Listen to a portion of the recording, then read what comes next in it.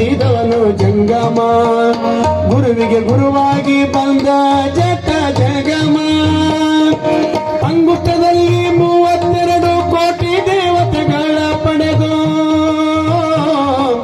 ಅಂಗುಷ್ಟದಲ್ಲಿ 32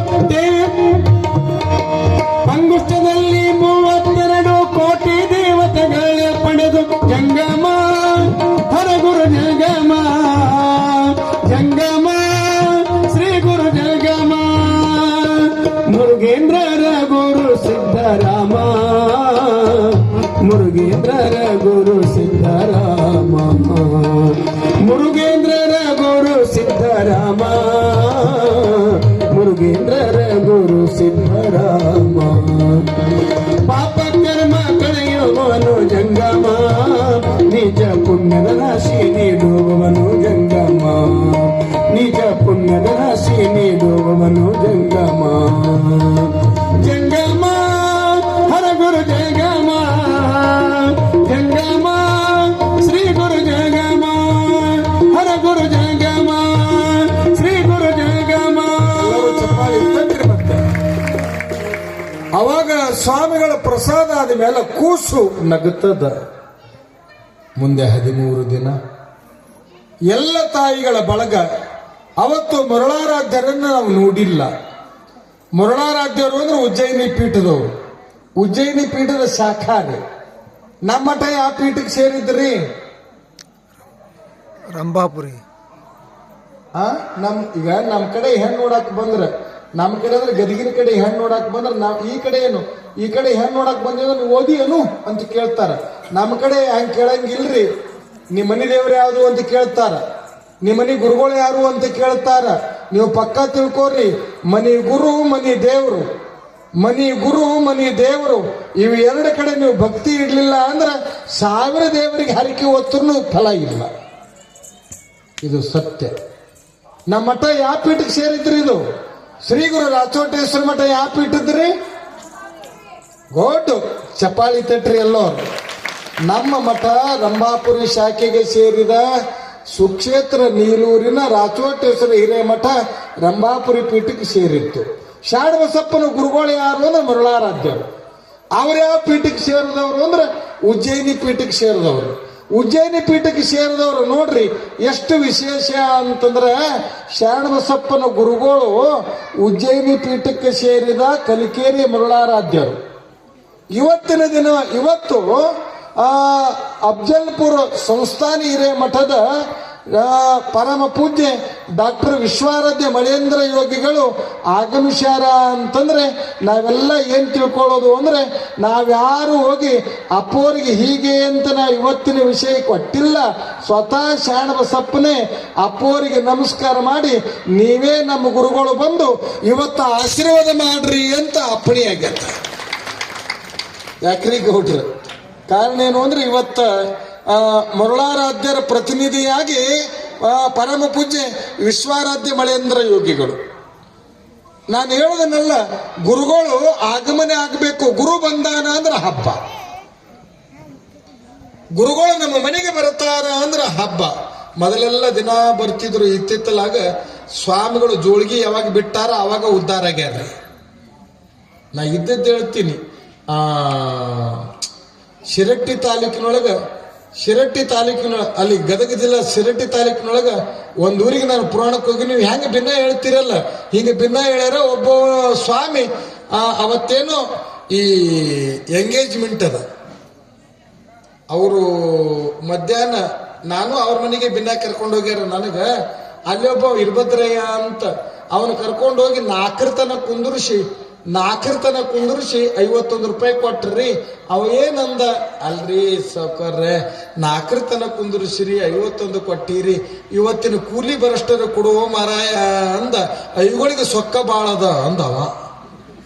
ಇದೇ ಶಬ್ದನೇ ರೀ.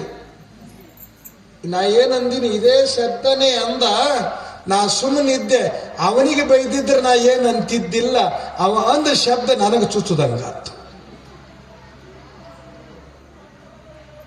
ನನಗೆ ಚುಚ್ಚುದಂಗಾಗಿ ನಾ ಅವತ್ತು ಅವನಿಗೆ ಏನ್ ಹೇಳದೆ ಅಂತಂದ್ರೆ, ಇವತ್ತಿನ ದಿನಮಾನಕ್ಕ ಮುಂಜಾನಿನ ಸಂಜೆ ತನ ಅವ ಖಾಲಿ ಕುಂತಾನ, 2 ಎತ್ತು ಕಟ್ಕೊಂಡಾನ, ಹೊಲಕ್ಕೆ ಹೋಗಿ ಆ ಸ್ವಾಮಿ ದುಡಿದಿದ್ರ 500 ರೂಪಾಯಿ ಸಿಗ್ತಿತ್ತು. ನೀವು ಅನ್ನೋದು ಖರೇನೆ, ನಿಮಗೂ ಸೊಕ್ಕು ಬಂದದ, ಅವರಿಗೂ ಸೊಕ್ಕು ಬಂದದ. ನಾನು ಇದ್ದದ್ದು ಹೇಳಕತ್ತೀನಿ. ನಾನು ಯಾಕ್ರಿ ಅಂತ ಆತ ಕೇಳ್ತಾನ. ಇದನ್ನ ಇರೋ ಅಂದಲ್ಲಿ ಅವ ಇದನ್ನಲ್ರಿ, ಬ್ಯಾಡಪ್ಪ ಅಂದಿದ್ರೆ ಅವ ಹೊಲ್ದಾಗ ಹೋಗಿದ್ರೆ ಅವನ ಕಾಯಕ ಅದು ಇರ್ತಿತ್ತು. ಮೊದಲಿನ ತತ್ವ ಬೇರೆ, ಇವತ್ತಿನ ತತ್ವ ಬೇರೆ. ಏಕತೆಯ ಬದುಕಿಗೆ ಸ್ವಾಮಿತ್ವ ಅನ್ನೋದೇನದೆ ಅದು ಜಾಗೃತಿ ಇರಬೇಕಾಗ್ತದೆ. ಆ ಜಾಗೃತ ತತ್ವ ಭಕ್ತರೊಳಗೂ ಬರಬೇಕು. ಸ್ವಾಮಿಗಳಲ್ಲಿ ಬಂದಾಗ ಅದು ಏಕತೆ ಮೂಡುವುದಕ್ಕೆ ಸಾಧ್ಯ ಇರುತ್ತದ. ಅಂಥ ಏಕತೆಯನ್ನ ಪ್ರತಿ ಹಳ್ಳಿ ಒಳಗ ಮಾಡುವಂತ ಕೇಂದ್ರ ಯಾವುದು ಅಂದ್ರೆ ಅದುವೇ ಶ್ರೀ ಗುರು ರಾಚೋಟೇಶ್ವರ ಹಿರೇಮಠ. ಮಠ ಅಂದ್ರೆ ಏನು? ಮಠಗಳ ತತ್ವ ಅಂದ್ರೆ ಏನು? ಶಿವತತ್ವವನ್ನು ಕಲಿಸೋದು. ನಿಮಗ ನಾ ಫಸ್ಟ್ ಅಪ್ಪೋರ್ ಅಧಿಕಾರ ಆದ ತಕ್ಷಣ, ಮಳೇಂದ್ರ ಶಿವಾಚಾರ್ಯರ ಅಧಿಕಾರ ಆದ ತಕ್ಷಣ ಆ ಮಠದ ಪುರಾಣಕ್ಕೆ ನಾವು ಹೋಗಿನ್ರಿ. ಅಪ್ಪೋರ್ ಅವತ್ತ ಬೆಳಗಿನ ಪಾದ ಪೂಜೆ ಪ್ರಾರಂಭ ಮಾಡಿದ್ರು. ಪ್ರಥಮ ಪಾದ ಪೂಜೆ ಮಾಡ್ಕೊಂಡವ್ ನಾನೇ ರೀ, ಹನುಮಂತರಾಯಗೌಡ್ರಿ. ಚಪ್ಪಾಳಿ ತಟ್ರಿ, ಗುರುವಿನ ಪಾದ ಪೂಜೆ ಅಂದ್ರೆ ಏನ್ ನಿಮಗ? ಇಲ್ಲಿ ನೋಡ್ರಿ, ಮೊದಲನೇ ಪಾದ ಪೂಜೆ ರೀ. ಅಪ್ಪವ್ರು ಏನಂದ್ರು, ಶಾಸ್ತ್ರಿಗಳೇ ಮುಂಜಾನೆ ಹೆಂಗನು ನಾ ದಿವನಾ ಲಿಂಗಕ್ಕೆ ಅಭಿಷೇಕ ಮಾಡ್ಕೊಂತೀನಿ, ನಾನೊಬ್ಬನೇ ಮಾಡ್ಕೊಳ್ಳೋದು ಯಾಕ, ಭಕ್ತರ ಕಾರ್ಯದ ಹೆಂಗ್ರಿ ಅಂದ್ರ ಅಪ್ಪವ್ರು. ಬುದ್ಧಿ, ಶ್ರಾವಣ ಮಾಸದಾಗ ಗುರುವಿನ ಪಾದವುದಕ್ಕೆ ನನ್ನ ಲಿಂಗದ ಮ್ಯಾಗ ಬೀಳ್ತದೆ ಅಂತಂದ್ರೆ ನಾನು ಭಾಗ್ಯವಂತರಿ. ಬುದ್ಧಿ, ದಯವಿಟ್ಟು ನೀವು 4 5 5 ಎದ್ದು ನಾನು ನಿಮ್ಮ ಸೇವೆಯೊಳಗಿರ್ತೀನಿ ಅಂತ ಅವತ್ತೇ ಅಪ್ಪಣೆ ಕೊಟ್ಟಿದ್ದೆ. ಇಲ್ಲಿ ನೋಡ್ರಿ, 8 ಗಂಟೆ ತನ. ಅವಾಗ ಆಮೇಲೆ ಗದಿಗಿನಿಂದ 5 ಜನ ಹುಡುಗರನ್ನ ಕರ್ಸಾಕತ್ತರು. ಮೊದಲನೇ ಸಾರಿ ರುದ್ರ ಅಂದವನು ನಾನೇ, ಪಾದ ಪೂಜೆ ಮಾಡಿದವರು ನಾನೇ. ಇವತ್ತಿನ ದಿನಮಾನಕ್ಕೆ ನೀವು ನೋಡಾಕತ್ರ ನಾನು ಹೇಳೋದನಲ್ರಿ, 8 ಗಂಟೆಗೆ ಒಳಗಿನ ಗುರುಮಠ ಹಿಡಿಸೋವಲ್ದು, ಹೊರಗಿನ ದರ್ಶನ ಮಾಡ್ಕೊಳ್ಳೋದ್ರಿ. ಪಾದ ಪೂಜೆ ಆಗತ್ತನ ಕುಂದರೋದು. ಎಲ್ಲರೂ ಪಾದೋದಕವನ್ನು ಪಡೆದು ಕನಿಷ್ಠ ಇವತ್ತು ಬೆಳಗಿನ ಜಾವ 300ರಿಂದ 400 ಜನಗಳು ಪಾದ ಪೂಜೆಯೊಳಗೆ ಪಾಲ್ಗೊಂಡು ಪಾದೋದಕವನ್ನು ಪಡೆಯುವ ಪುಣ್ಯದ ಮಠಗಳಲ್ಲಿ ಕೆಲವೇ ಮಠ. ಅದರಾಗ ಪ್ರಮುಖ ಯಾರದು ಅಂದ್ರೆ ಅಫ್ಜಲ್ಪುರ ಸದ್ಗುರುವಿನ ಮಠ ಅನ್ನೋದನ್ನ ನೆನಪಿಟ್ಟು ಇವತ್ತಿಗೂ ಅಪ್ಪೋರು ಅವಾಗ ಹೇಳಿದ್ರು, ಹೊರಗೆ ಸೋಮವಾರಕ್ಕೊಮ್ಮೆ ಇಷ್ಟಲಿಂಗದ ಆರಾಧನೆ, ಪಾದ ಪೂಜೆ ಇದು ಕಲಿಸೋದ್ರಿ. ಇದು ಮಠ ಅಂದ್ರೆ ಆಸ್ತಿ ಇದ್ದದಕ್ಕೆ ದೊಡ್ಡದಾಗಂಗಿಲ್ಲ, ಆದರ್ಶ ಇದ್ರೆ ಮಾತ್ರ ದೊಡ್ಡದಾಗ್ತದೆ. ಆ ಆದರ್ಶ ಇವತ್ತು ಪರಮ ಪೂಜ್ಯರು ದಯಪಾಲಿಸುವುದಕ್ಕಾಗಿ ಆಗಮನ ಆಗ್ಯದ. ವೈಯಕ್ತಿಕವಾಗಿಯೂ ಕೂಡ ಪೂಜ್ಯರೊಳಗೆ ನಮನ. ತದನಂತರ ಆ ಮಗುವಿಗೆ ಏನು ಹೆಸರಿಟ್ರು ಅಂತಂದ್ರೆ, ಗುರು ಮುರಳಾರಾಧ್ಯರ ಪಾದ ಸನ್ನಿಧಾನಕ್ಕೆ ತಂದು, ಗುರು ಮುರಳಾರಾಧ್ಯರ ಪಾದ ಸನ್ನಿಧಾನದೊಳಗೆ ಬಂದ ಮೇಲೆ ಆ ಹಡದವ್ರು ಕೇಳ್ತಾರ, ಪಡೆದವ್ರು ಯಾರ್ರಿ? ಮತ್ತೆ ನೀವು ನಾ ಹಿಂಗೆ ಹೇಳ್ಕೊಂತೋದೆ, ನೀವು ಹೇಳಂಗೆ ಹೇಳ್ರಿ ಅಂತ ಸ್ವಲ್ಪ ಮುಖ್ಯಾಂಶಗಳ ನೆನಪಿಡ್ಬೇಕಲ್ರಿ. ಹಡದವ್ರು ಯಾರ್ರಿ? ಹಡದ ತಂದೆ ತಾಯಿ ಹೆಸರೇನು?